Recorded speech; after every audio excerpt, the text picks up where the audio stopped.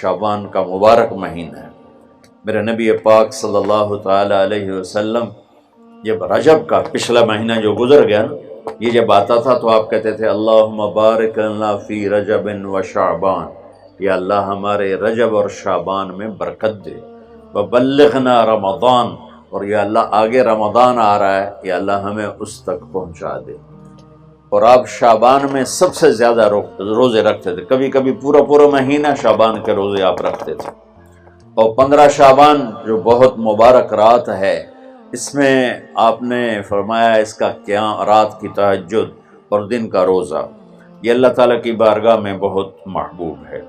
رات کو اللہ سے مانگو تو دعائیں قبول ہیں، اور اس رات میں بھی اللہ تعالیٰ فرماتا ہے، میرے نبی نے فرمایا کہ میں سب کی بخشش کرتا ہوں جو اٹھے ہوتے ہیں، رو رہے ہوتے ہیں، 5 آدمیوں کے سوا، 5 انگلیاں۔ پہلا سنو، مشرک، دوسرا شاحن، دل میں بغض کینہ رکھنے والا، تیسرا المسبل، متکبر تکبر کرنے والا، چوتھا عاق لوالدیہ، والدین کو برباد کرنے والا۔ ایک ہوتا ہے کبھی کبھی اونچا بول ہو جائے، گستاخی کا، اس کو نافرمانی کہتے ہیں۔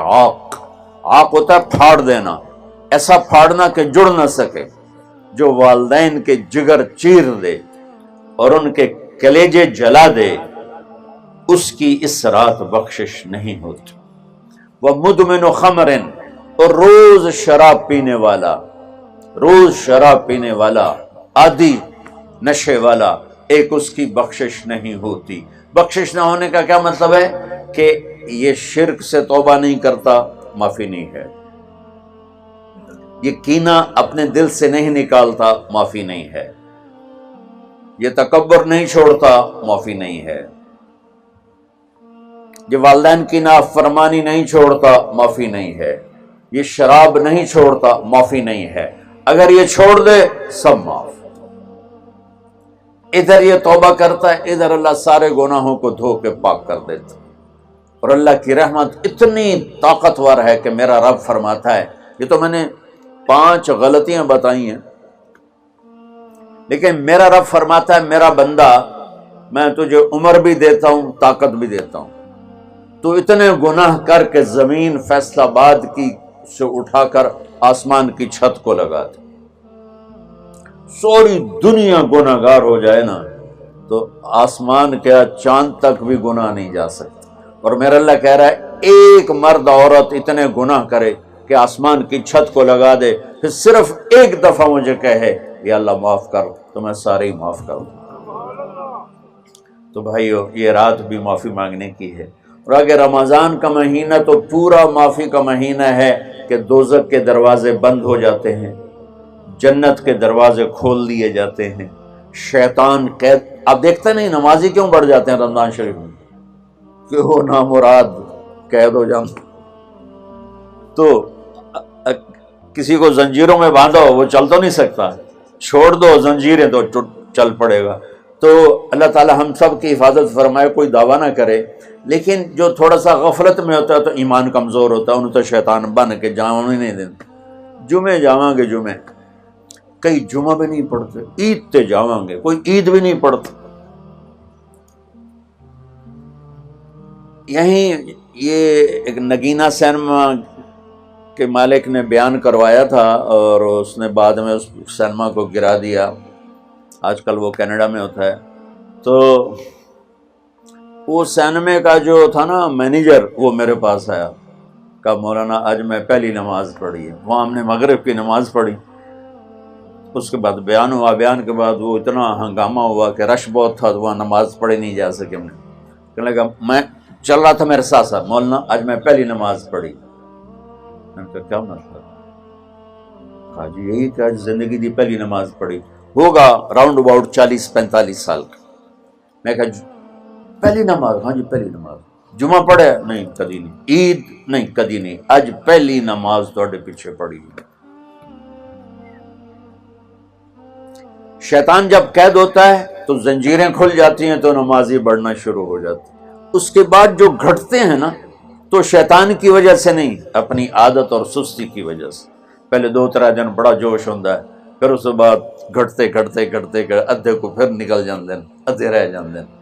تو تراویح میں پہلے پوری مسجد بھرے گی، پھر ایک صف جائے گی، پھر دوسری جائے گی، پھر تیسری جائے گی۔ تو بھائیو یہ رمضان آ رہا ہے، دیکھو میں ہاتھ جوڑتا ہوں، نماز 5 وقت سارا سال فرض ہے، لیکن روزے کی برکت سے کیا ہوتا ہے، شیطان قید ہو جاتا ہے، تو وہ سارے بھاگے آ رہے ہوتے ہیں۔ اللہ سے مانگ لو اس رمضان میں کہ یا اللہ ایسی توفیق دے کہ موت تک نماز نہ چھوٹ۔ رمضان میں بہت سے لوگ رشوت لینا چھوڑ دیتے ہیں کہ نہیں جی ہن رمضان شریف آ گیا، رمضان شریف بھی تو آیا ہے، لیکن اصل میں شیطان قید ہوا ہے، تو اب کہہ رہا نہیں ہن رشوت نہیں لینی، مہینے بعد لواں گے۔ ڈنڈی مارنے والا کہتا ہے نہیں صحیح تولنا ہے، پھر رمضان تو بعد کٹھی کسر کر لواں گے۔ وہ کیا وجہ ہے پیچھے؟ ایک تو رمضان کی برکات ہیں، اور ایک شیطان کا قید ہونا ہے، اور ایک جنت کے دروازوں کا کھل جانا، دوزخ کے دروازوں کا بند ہونا، اللہ کے عرش کا پہلے آسمان پہ مستقل ڈیرا ڈال دینا، اور پھر اعلان کرنا ہے کوئی بخشش آنے والا ہے، کوئی معافی مانگنے والا ہے، کوئی توبہ کرنے والا ہے، کوئی جنت مانگنے والا ہے، کوئی دنیا مانگنے والا، آؤ مانگو۔